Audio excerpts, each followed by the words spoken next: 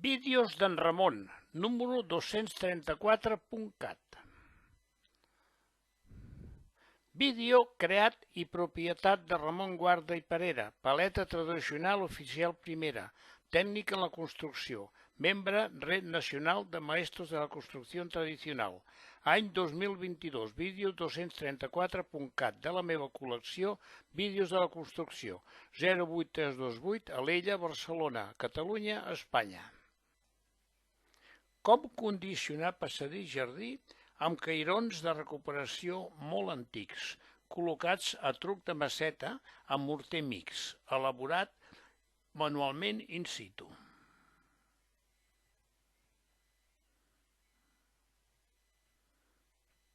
Pas a pas.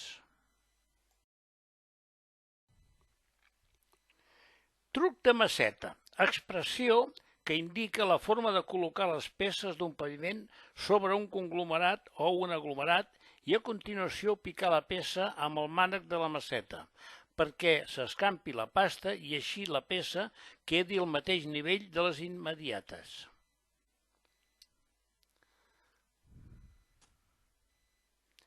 En aquesta imatge es pot veure el tros que hem d'enrajolar de nou, degut amb els moviments que ha fet dels arrels i tot. I bueno, ja estic mullant les rajoles, els cairons en aquest cas, perquè convé, al ser així artesanals molt rústics, s'han de mullar en temps i ara mentrestant els poso ja drets perquè s'escorri. Ho farem amb morter mix per col·locar cairons. Dosificació, un de ciment Portland, un d'hidròxid de calç, o sigui calç, i 5 de sorra neta.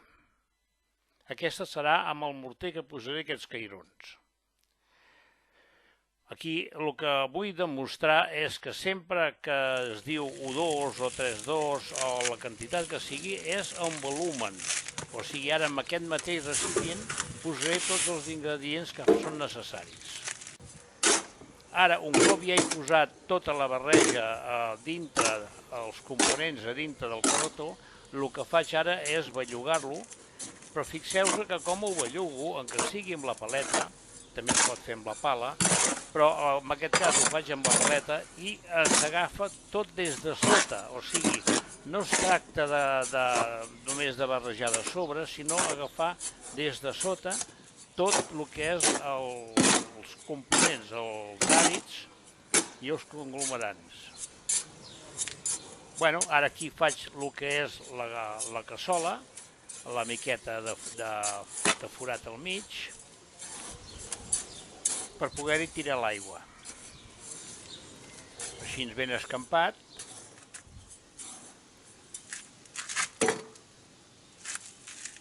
I ara tiro l'aigua, perquè així d'aquesta manera queda l'aigua més repartida amb tota la que és la barreja que he fet abans. En aquest cas, tant si és a terra com si és a sobre d'un recipient, el que es fa és anar recollint, anar fent pila, anar tapant l'aigua al mig, i llavors ja queda bastant empapat tot, i ja es tracta de barrejar-la completament. En aquest cas falta una mica d'aigua, la tiro per poder fer la barreja millor. O sigui, tampoc que no sigui massa sòlida, perquè així costa més sòlida, costa més de baixar el cairó i que s'estengui la pasta. Ben remenada, això sí, però com que ja ho hem remenat en sec, ara el ser moll costa menys. Sempre mirar de recollir tots els fragments des de baix, des de sota, com estic fent.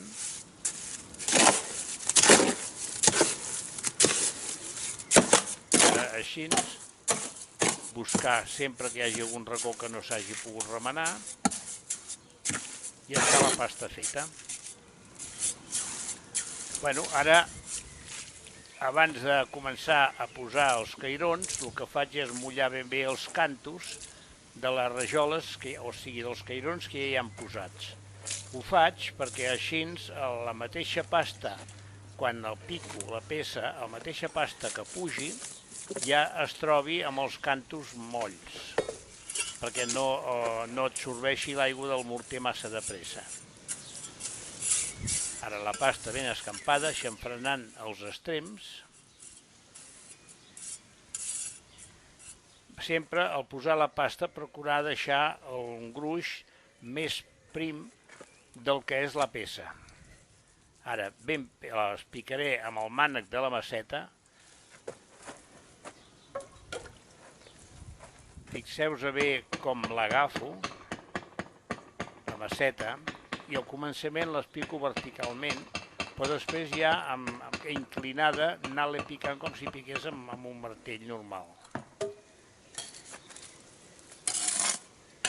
Anar recollint la pasta, així es veu més bé la junta, perquè un dels problemes que tinc és que hi ha diferents mesures. O sigui, a la mesura que les vagi posant ja es veurà que hi ha de més grosses i de més petites. No massa diferència, però ja procuro repartir la junta, perquè d'aquesta manera que quedi una miqueta més ampla. Si la rembés en un cantó, llavors en l'altre extrem quedaria massa gruixuda. Aquesta ho faig amb el regle, que així em queda més bé, o sigui, posant el regle sobre de la que ja hi havia posada, i a darrere, com que també en tinc una, ja em dóna l'alçada que haig de deixar la peça, amb el mateix regle. L'altra filera no, l'altra filera hi posaré un cordill en l'extrem.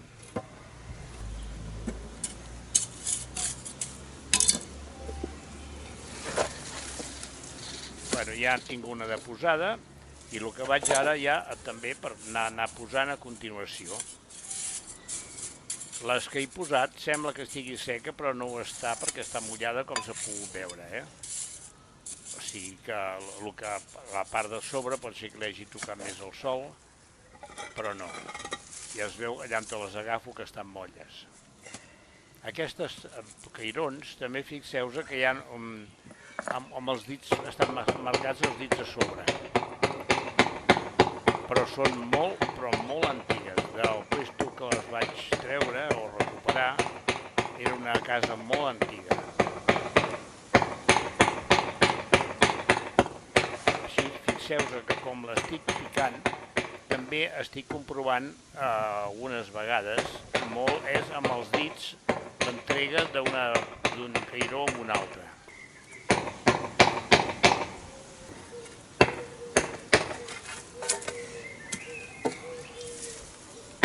Així, al anar-la picant, va sortint el morter i se va escampant per sota.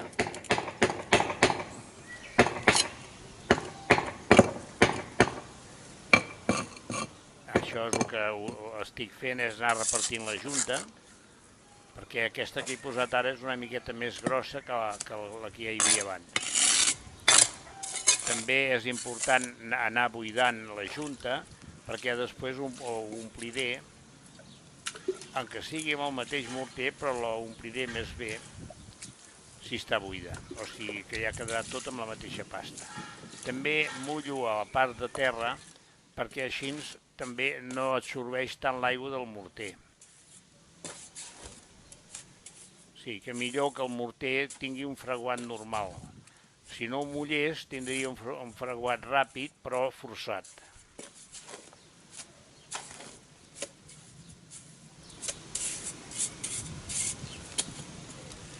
Ja poso una altra. Aquestes que són més clares o més grogues són un pensament més petites.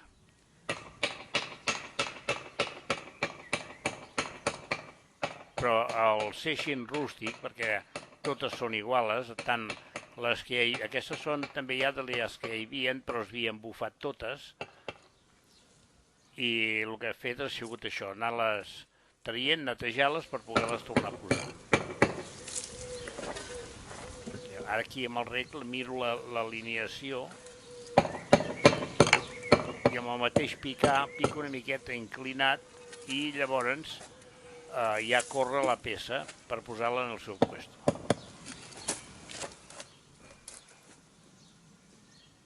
Comprovo abans de posar el morter, veiem si entra bé. Ja havent-la comprovada, doncs ja el que faig és ja anar per posar el que és la pasta.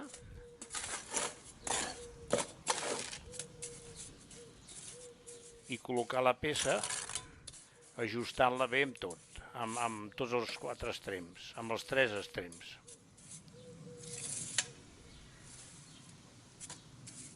També, si el mateix fer es veu que hi ha un terròs, es treu, i si n'hi ha massa també es pot anar traient, perquè al ser l'última, la pasta no pot sortir pels costats. Fixeu-vos que també que quan l'he posada he fet una miqueta de vaivent, que també és molt important perquè l'ajudes a que s'estengui la pasta.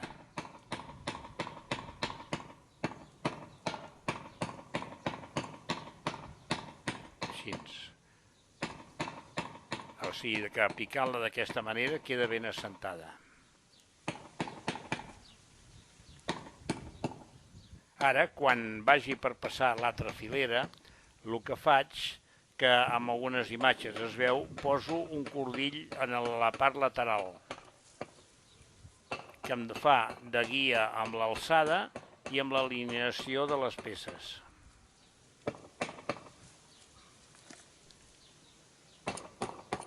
Ara anar comprovant si n'hi ha alguna que s'ha de picar per repartir-la perquè no sobresurti. Bueno, ara ja vaig per continuar a posar. Ja dic, en aquesta imatge ja es veu una miqueta d'un cordill que és de color groc a la part de baix, però n'hi ha algunes que es veu més clar. Ja tenint la guia d'allà del cordill i aquí la guia de les peces, fixeu-vos en aquesta que us he dit, que hi ha les ditades del que les va fer, el que va fer la peça, passant la mà per sobre,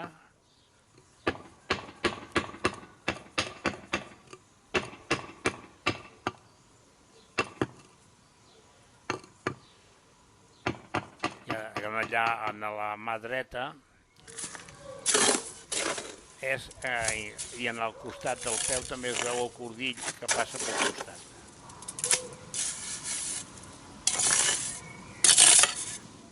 És important aixamfrenar els costats perquè al posar la pasta s'estén cap a la junta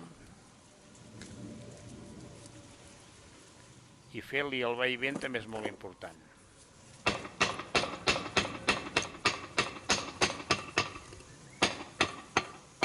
Així es pot veure com va sortint la pasta o va pujant la pasta.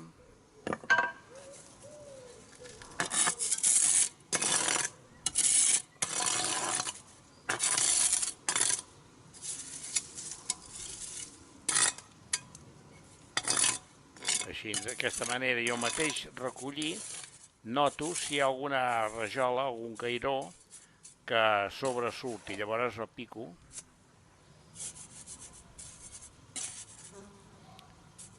Fixeu-vos com estic repartint el morter.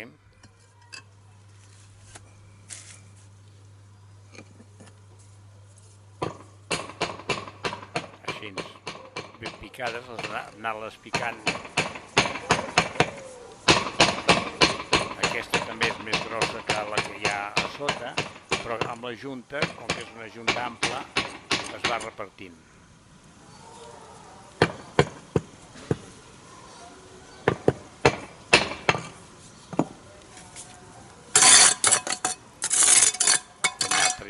El morter de les juntes i anar preparant per anar posant el reste.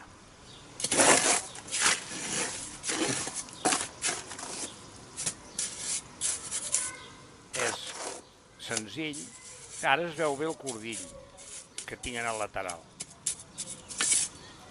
És senzill i una feina que és molt rústica, o sigui, no ha de quedar perfecta, però sí dintre de que quedi ben en bona plenitud. Aquesta també és una miqueta més petita.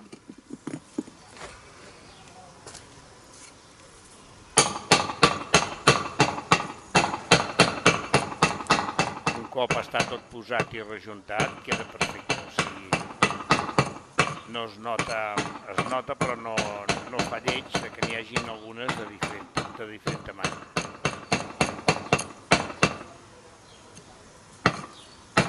L'interessant és que quedin ben planes de sobre.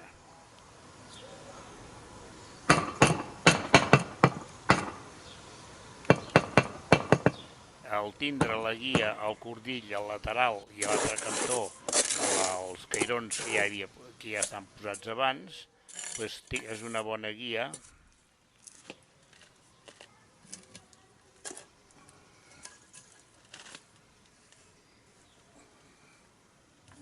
Bueno, també es pot veure que estan brutes o sigui, estan tacades, els cairons estan tacats de calç perquè estaven posades en un sostre, aquestes peces, i es havien emblanquinat.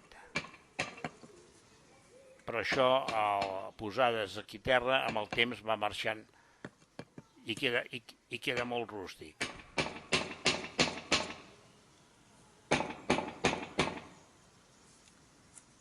Fixeu-vos que com en acabo de posar una, llavors de vegades haig de picar l'altra per anar dissimulant els vaivents. Ara mullo una miqueta la peça, que és molt important.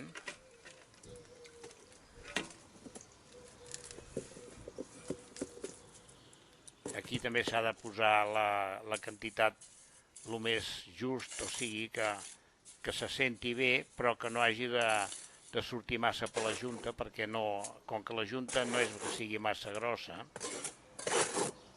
només té per sortir un cantó.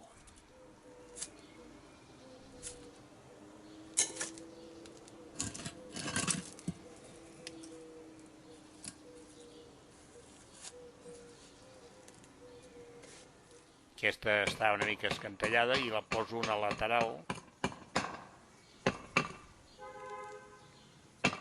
Bueno, doncs ja tenim l'última posada, ja el que aniré per fer serà anar a rejuntar amb una pasta una miqueta més líquida perquè penetri a dintre la junta.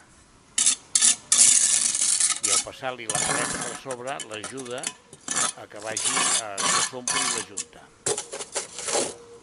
Amb la canto de la paleta, així, amb el mateix canto la puc anar apretant a dintre. Fixeu-vos com l'agafo, la gaveta, com està, per poder agafar petita quantitat de morter.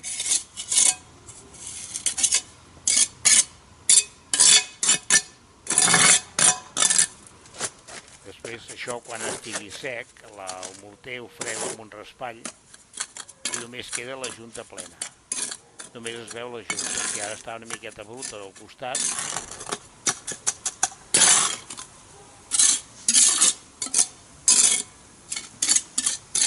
I així es veu un acabat més normal. Ara aquí trec una miqueta de morter d'aquestes juntes.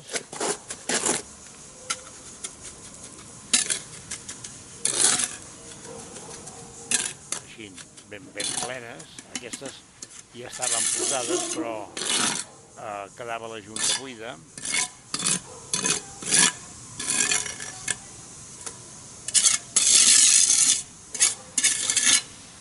Després ja encara faltarà rejuntar algunes peces de dalt, un tros. Com sabeu, aquí falta rejuntar aquelles peces i deixar-ho ja per acabat. Fi.